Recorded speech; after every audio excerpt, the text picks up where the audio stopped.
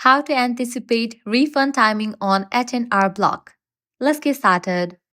Anticipating your refund timing when filing through H&R Block involves understanding the IRS refund process and using H&R Block's tools to estimate when you will receive your money. Start by completing your tax return through H&R Block online. E-filing your return and selecting the direct deposit ensures faster processing, with most refunds issued by IRS within 21 days after acceptance. If you choose to file a paper return, expect longer processing times of 6 to 8 weeks.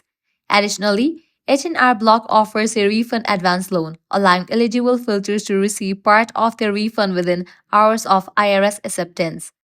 To track your refund, log into your H&R Block account and use your refund tracker to monitor the status once the IRS accepts your return. The IRS typically notifies you of acceptance within 24 to 48 hours for e-file returns. After this, the refund is processed and issued. Though refunds involve credits like the on income tax credit or additional child tax credit, may be delayed until late February due to federal requirements. For additional tracking, visit the IRS website and use the Where's My Refund tool, where you can enter your social security number, filing status, and exact refund amount to view updates.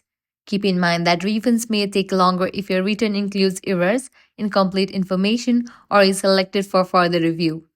Filing closer to the deadline or during peak tax periods may also cause delays.